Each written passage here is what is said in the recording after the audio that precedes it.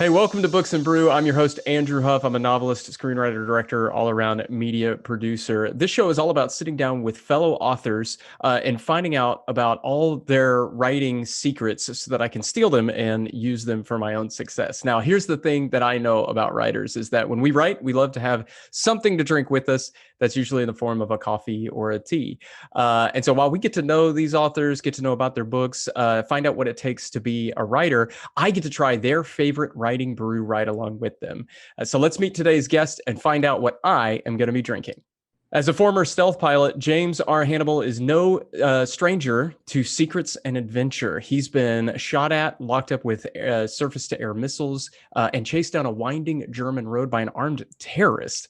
He's a two-time Silver Falchion Award winner for his Section 13 Mysteries for Kids and a Thriller Award nominee for his Nick Barron Covert Ops series for adults. James lives right down the road in Houston with his beautiful wife and two amazing sons. Welcome to the show, James. Hey, thanks for having me on. I appreciate it. Yeah. We've got so much to talk about because not only are you an author, and you write books, and that's what this show is about. We talk about writing, but you live out these adventures in your life. So, you write fiction, but I'm wondering where the James R. Hannibal story is, because I want to know about that guy chasing you down a winding German road. Well, that was the old days. Life has settled down. Well, life really hasn't settled down, but it's not as dangerous as it used to be. So those were my military days, things that I did in and out of the flight deck.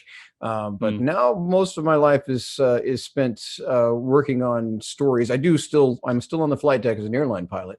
But most of the adventure is happening in the stories. Oh, yeah. And there's also, now you're going to have to tell me what this is, but you have a very unique thing about sort of how you experience senses. And you're going to have to explain, or it's like a multi-sense, what's the word that describe? It's called synesthesia. Synesthesia, okay. So all of my senses intersect. This means that I see sounds, I feel sounds, I see and feel smells, I hear and feel flashes of light. And so I experience the world differently from others in that regard. I didn't really know that everybody else didn't experience the world in the same way that I did until I was married, and my wife and I had a little bit of a knockdown drag out about it one day when we were trying to figure something out. It was actually directions to a location. But well, you're crazy. No, you're crazy. We went home and we looked it up, and turns out I'm the one who's crazy. But they did actually do a study in 2016 that determined I'm not crazy. It's just how my brain is put together. So we actually have gray matter bridges that connects the different senses. And on average, someone like me, about 0.7 nanoseconds after we experience one of the senses, the other sense kicks in. I did use this different way of seeing the world when I was in the military to catch bad guys. Yeah. In one case, stopped a sniper in Afghanistan. And so it has served me well in the past, even though it's a challenge to overcome sometimes. Dude, that's a hero of a story right there, right? Somebody who has that, and it is both a blessing and a curse at times, but that blessing comes in the form of stopping some pretty bad guys. Look, I'm just going to go ahead and claim that story. I realize it's your story, but I think it's great. We did use it for Section 13. So my children's mystery fantasy series, well, I need to apparently update my bio. So it swept the Silver Falchions for 3 years running. Awesome. Yeah, okay. The Section 13 series, the trilogy won the Silver Falchion for juvenile fiction. And that's awesome. So we're excited about that. But that we integrated synesthesia into the hero, Jack Buckles. Oh, nice. Yeah, okay. In some cases, one way we embellished it, we had him be able to see into the past by sensing the vibrations and sound trapped in molecules in historical objects. But the other, in other ways, the publisher actually had me tone it down. They're like, people aren't going to get this. Wow. To understand this, you need to tone it back. And I was just putting how I experienced the world into Jack. Yeah. We're proud of that series. That's awesome. Well, we are definitely going to dive into your writing experiences between writing for kids, but also writing thrillers for adults as well. But this show is all about the coffee that I get to drink. And so I want to know, there we go. I want to know what your favorite writing brew is. So I'd go back and forth between, and I use a Keurig, pod machine, and I go back and forth between my Starbucks mocha and my Starbucks caramel, and then I put into that a little bit of milk and a little bit of sugar, and that is my fuel for writing. I had one late this morning. My wife was like, "You're very grumpy. Something's wrong. Have you had your coffee?" Oh no, I haven't had my coffee. Yeah, no, I've had it. Yeah, solution right there. Yeah, that's right. Yeah, so here's how this show typically works. Typically, I'm brewing the coffee, but you had mentioned that you like a mocha latte, and from Starbucks. And so there is a Starbucks right down the road. And so what I was thinking is I would give you 5 minutes to pitch your books, and we're going to see if I can go get a mocha latte from Starbucks, just get it right from the source, while you have 5 minutes to let us know about what you've written, what you're writing, and you're going to kind of take over the show while I run off and do that. So you ready to do this? All right, I can take over. Okay, you're going to pitch your books. I'll be right back from Starbucks. Okay, so here we are, and there is a lot to cover in 5 minutes. We do have out right now, just out from Revell, is The Paris Betrayal. And that is spy fiction. Ben Calix is a spy left out in the cold. And in the attempt to clear his name, he needs to get to these contacts, the assassin who tried to kill him, the doctor who saved his life, the spy master who trained him, and the spy that he believes killed the woman he loves. And so one of the interesting things about this book is you can read the entire book and not realize what the allegory is. But at the end, you may notice that you have just read the book of Job. It's just that we reimagined it as a spy left out in the cold story and added a few twists and turns. So we really just received from the Evangelical Christian Library Association's review, we just received a great write-up that talks about the similarities between this story and sort of being a mix of Clancy and Ludlum. So pretty excited about that. Also had a great review on it from Suspense Magazine. On the other side of the house, we're working on some new Christian fantasy for Enclave. So it's all set in the Light Raider world, which is based in this 1980s fantasy Christian game world called Dragon Raid. And so Enclave agreed to let us do a series that is a novelization of this world. This is 1984 in a box. Ooh, 1980s. You can smell it right here. So now we are moving forward with new games and stories. And we actually have a Kickstarter live right now with a Bible verse memory card game set in the world. And all of that integrates together, including with the Wolf Soldier book and the Light Raider Academy trilogy coming from Enclave starting in mid-October. So all of that is super exciting. Hopefully Andrew will come back soon because I'm beginning to run out of things to talk about. The last part that we have, if we want to take a look at it, and this is the last book, so the latest book in the Section 13 series we talked about moments ago with Jack Buckles and how he is a tracker. That's what we call it. We don't say synesthesia in the books, but how Jack experiences the world and uses his synesthesia and that intersection of senses to catch bad guys. In this story, or in this trilogy of stories, the bad guys are pursuing historical artifacts that have special aspects and special powers, and he's trying to get to the artifacts first to stop the bad guys from using them. And in doing so, he has to solve historical mysteries like what happened to the tomb of Genghis Khan and the real story behind the Great Fire of London. And in this story, we're getting into the first emperor's tomb in China, which remains closed to this day. So lots of fun stuff there. So hopefully Andrew will come back soon because that's pretty much everything I'm working on all in here we go. In a time. Sweet. All right. I'm back. I made it. You did. I was panicking. Did you? Okay, good. Glad you kept everybody entertained. All right. I got back from Starbucks. Here's what I made a few adjustments to my mocha latte. You live in Houston, so you're gonna appreciate this. It's like 1,000 degrees outside. It is. It is. And so coffee, what's wrong with I you? went an iced I went iced. I don't care what Was that the temperature it is. wrong? That's an Yeah. abomination. That's an abomination. Oh no. Oh no, I did it wrong. Oh no, it's not the actual brew that James been sitting on my likes. desk all morning and getting to the end of it. It's tepid and cold, but that's okay. Iced in the coffee though. Iced. Yeah. This generation, All right. young people. I know, right? Well, and that, you know what this means is after I drink this, I'm just not going to be as successful as you, because it's not the pure Or mocha latte. I'll be more successful. I am. You're going to find out the iced was the difference maker. That's right. That was it. It was, if only I had drunk iced coffee, Columbia wouldn't have canceled the movie deal. Right. And I just took the first sip, but I'm not going to tell you what I think of the mocha latte from Starbucks. I think people are probably expecting me to like it. It is espresso. It is mocha. It's dessert in a cup. Yeah, I mean, like, I don't know how the ice factors in though. I've never tried it. I don't know how I'm gonna rate it. Oh, there you go. I can actually like tell you how the ice goes.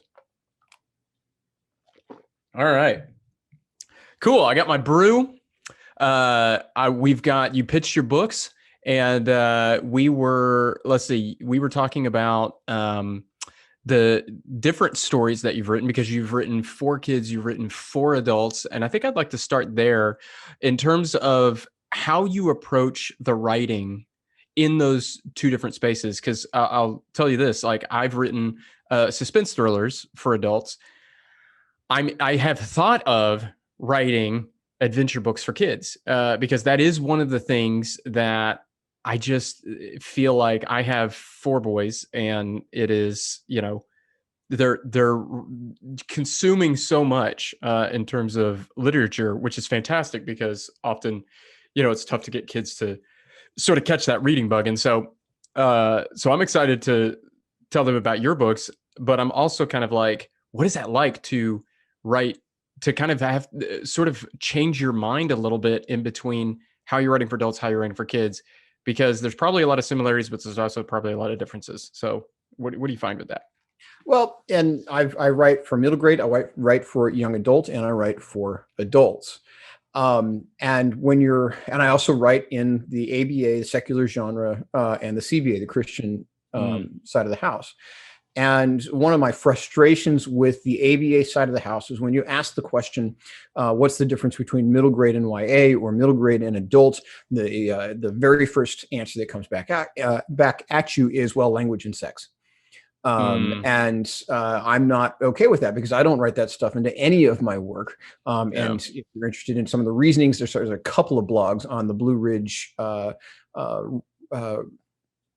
Blue Ridge Mountains Christian Writers Conference. Yes, it's a lot of BRM CWC. On their blog, you have my Food for Idols blog, and you have there's an article I wrote about James. I can't remember what we titled it, but both of those express my feelings on and my biblical support for why we should write the same in that regard. And whatever we do, we're doing it for the glory of God. So you're throwing those two pieces out, that will be the first answer on any ABA panel on difference between middle grade and YA or middle grade and adult. Then we're left with the tension and the emotion. And so how does a middle grade reader do tension and emotion versus a young adult reader versus an adult?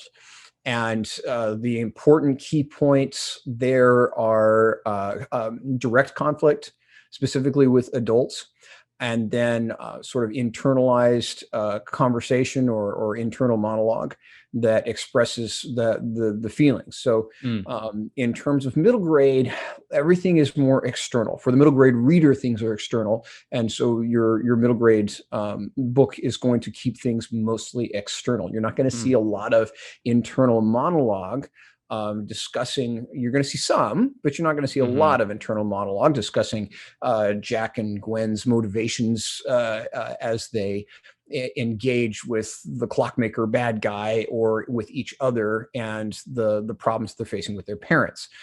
Everything's going to be expressed in their actions externally and their conversations with one another. They're not also going to have those conversations with the adults, those tension conversations with the adults. In the middle grade genre, you may have some tension between the kid and the adult, but it's not going to be discussed until the adult sort of leaves the scene, and then the kids are talking about it, and it's going to be fairly mild there. When you have young adults, then you're moving towards adult conflict. So when we have adult writing, when the adults have a problem with each other, boom, there's some conflict. There might be some passive aggressive depending on the character, and they might withhold things back, but you're going to have some very direct conversations.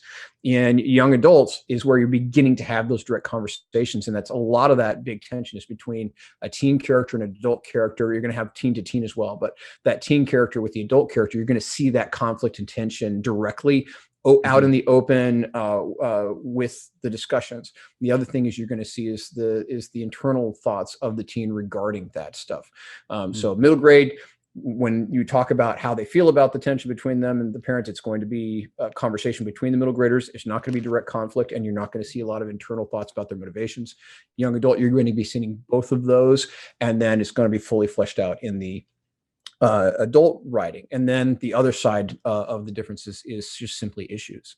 We're not going to be another one of my frustrations with the middle grades on the ABA is we're throwing the new trend is the drug addicted parents, thing with the, we're the middle grader, the 12-year-old is managing the house and doing, we know that in some cases those things exist. But I don't feel like that is the best topic for middle grade reading. I'd rather see that in the YA genre when we're looking at mirrors and windows and seeing into other people's lives. Just because the middle grade reader isn't, most middle grade readers aren't ready for that. The 12-year-old that has to do that in reality has been forced into that situation. We don't need to force the middle grade reader's mind into that situation, especially because a lot of parents and teachers these days aren't doing a lot of discussion of the books, and a book like that needs a lot of discussion with the child. So that needs to go into the young adult arena as far as issues. And then as we get to more and more mature issues, then we're stepping up from middle grade to adult. That's a long answer for the question you asked. A small that's great. seminar in itself. So I hope that helps. I'm going to shift a little bit to a slightly different topic, but it is still within that, differences between writing for different age groups, because one of the things that I have in common with you versus a lot of some of the other authors that might come on the show is we write in the same genre of suspense thrillers, which, yes, they'll have a dash of romance because, that's a part of the drama. Part of life.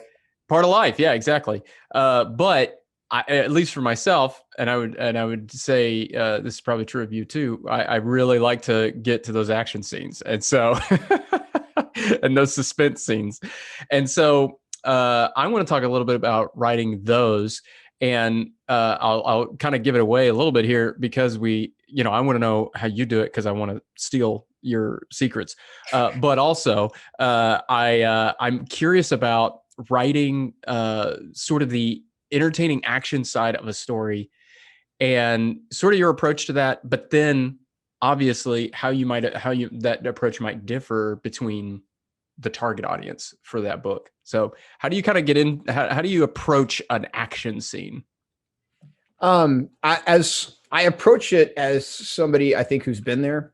I approach whatever my action scene is. I either if it's violence with weapons, or violence with fists, or it's a chase scene, or whatever the scene is. I approach it from the standpoint of experience in a lot of ways, and one piece of that experience is that things are not protracted. One of my pet peeves is the action scene that drags on for an entire chapter or two chapters. And certainly you can have a chase or a pursuit that has its ups and downs of action, where it has its lulls where we're getting some characterization and some conversation, as for instance, a couple that is being chased by the mafia, and they find sort of an enclave to hide in for a period of time. Then we shift to the next action scene where the confrontation is a little different from the way it appeared previously. But I don't like protracted action scenes. I mean, we're just the slogging it out over and over and over. That's not how it works. We actually get sort of an incorrect view from action sports. The Indy 500 lasts forever. The football games last forever. Even a UFC match. And I used to train professional fights. I was not the coach. I was a tool of the coach. Oh. But I used to help train professional fighters, and I got to go to a UFC event as part of an entourage and things like that. But even in those matches, you have two fighters that are weighted the same. Their level is the same. They got to that place where they're in a confrontation with one another because they're at almost the same level. Most fights don't really work like that. Most fights, somebody has an advantage in one way or the other, and so the fight's going to be over a little faster because of and it might be the villain. The villain has a secret he brought to the fight that your hero did not know about, and so it's over quickly. And now your hero's in a bad situation because there he is captured or whatever. But the protracted fight scene is just not realistic.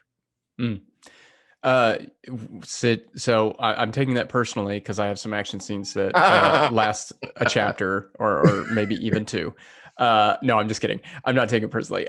What I do think is interesting, or at least I would add this to what you're saying, is there are story elements to an action scene, because I think that's often what maybe someone who hasn't thought about it, or someone who hasn't researched the craft comes to it maybe not understanding, which is, and I'll use as a screenwriter and director, like I'll use films as an example because I like to think in terms of films.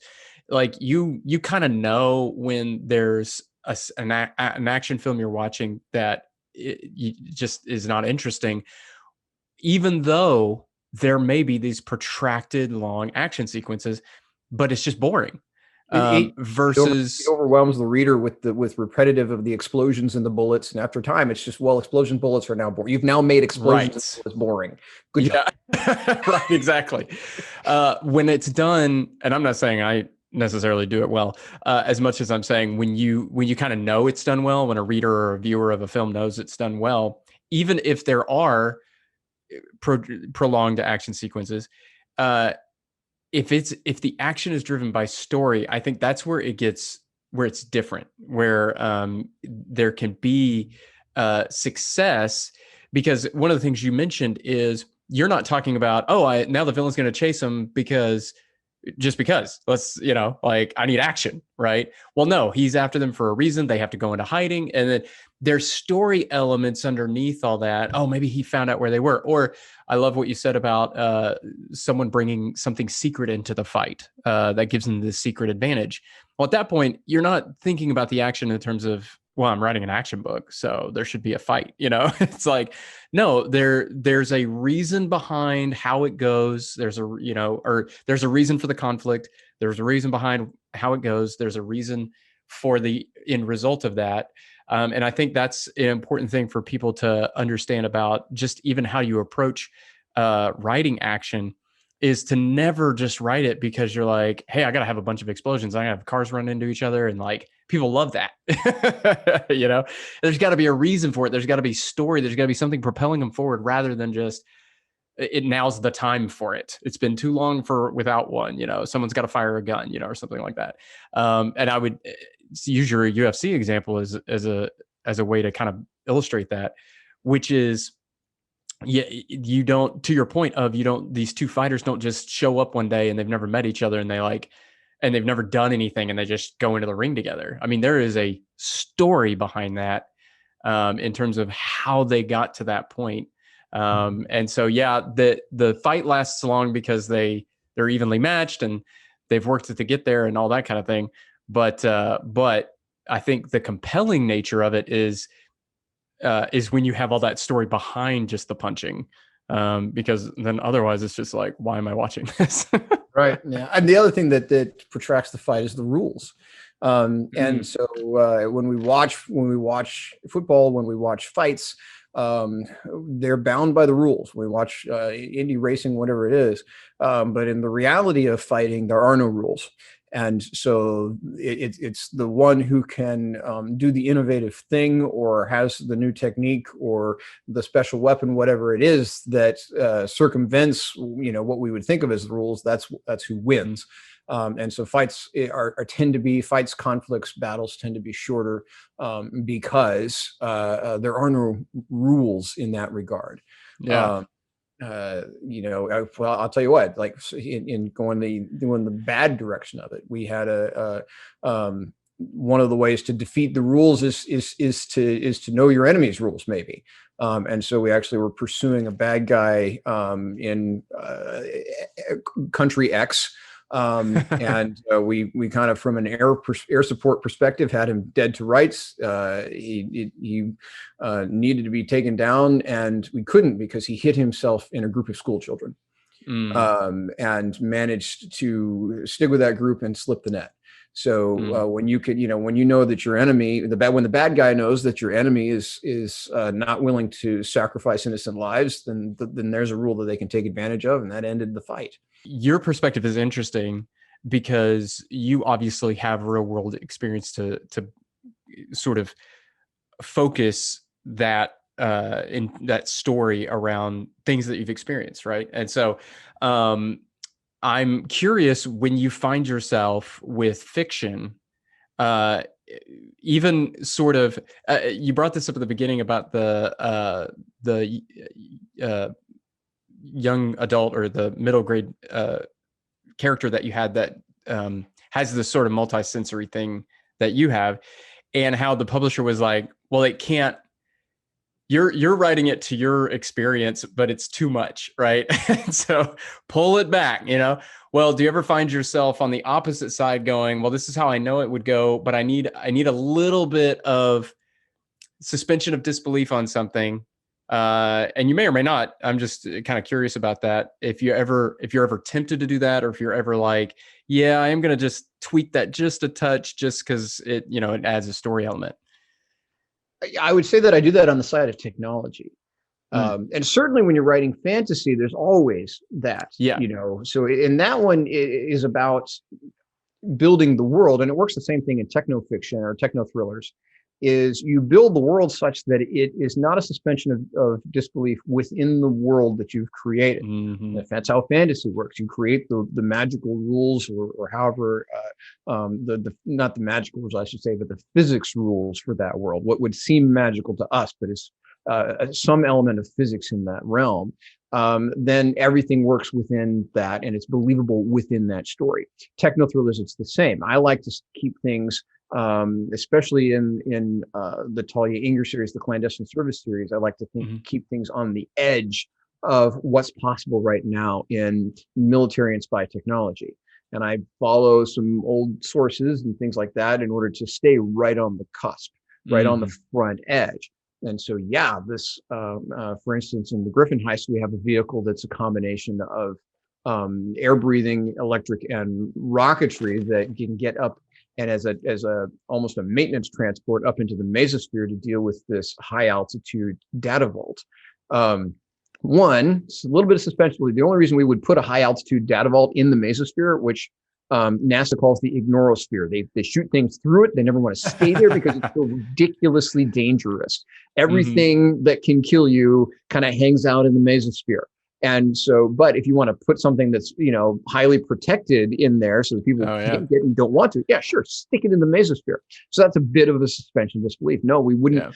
If it was just utilitarian, we wouldn't stick something there. But I'm if I'm either a superhero, a supervillain, whatever that has created this technology that I want to protect, then sure, that's exactly where I'm going to place it, because it's a dangerous place to go. And good, now my team of elite thieves has to go there, and that builds the story. So that's where something's where we take. So no, Boeing, who's building these things, is not going to initially stick them in the mesosphere. They're just not, because chances are in the early stages they hang out there. They're going to get blown up by all the electrical activity up there. But for my bad guy, that was the perfect place to put it. And so it's just that finding that balance of where you place the technology you're working with, and how it works within the story versus how it works within the real world. Yeah, I love that. That is right in line with what I love, which is just seeing all of the experimental things that are out there, and imagining, okay, if that eventually gets applied in one direction, like it could, be in use on it by this person or this organization or this group or something, and it creates a little bit of a story point that allows me to build some suspense and some fun around. And so I love that approach, and that's very, very similar to what I try to do as well. You probably have better sources than me, because I'm like, I have good sources, DARPA papers and it's all about knowing where to look. I don't put anything Yeah. classified in my books. My first 3 had to be reviewed by multiple security committees to make sure that I don't put anything classified. I think the biggest comment that I received from them for the Nick Barron series was, well, we think Drake and Amanda should have a bigger romantic entanglement in book 2. Thanks, guys. That was 6 weeks that were well worth my time. We can't send it to the publisher till I got their approval, and that's right. That's what you got for me. But where was I going with that? We don't put anything classified in there, but it's about knowing where to look to get the information. And the fun thing for me when you do that is then you can share it with people. Not the fun thing, but occasionally I get the email that says, "Well, that's just not possible," and then I'll that guy can't put rockets on his arms and legs and fly around. Well, here's a link to the guys who are doing it right now. Right. Yeah. Yeah. That's awesome. Well, I have all your secrets that I'm now ready to implement for myself. And now is the coffee review time, which I kind of teased this up at the top. There's not really much to complain about when it comes to drinking a, mocha latte from Starbucks. Yeah, the complaints will be on when you step on the scale tomorrow. Mm-hmm. It's just a cup of sugar. That's all it is. Yeah. Well, and I am, I will have to go back to the mocha latte and do the hot version. And then I'll have to tell you, was I more creative after the iced or after the hot? So we'll have to have a review on that. So I'll have you back on and we'll do the hot one and we'll see how it goes. You drink the hot one for the adventure story and you drink the cold one for the revenge story. There we go.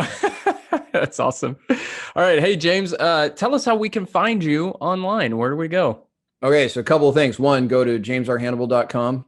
If you're interested in just our fantasy, go to lightraiders.com. And in fact, our biblical or our Bible verse card game set in that fantasy world is on Kickstarter right now. And that's kickstarter.com. And I think it's just First Watch. If you go to Kickstarter and you Google or you search in Kickstarter for First Watch, that's our game. We're doing some really cool things with that right now on Kickstarter.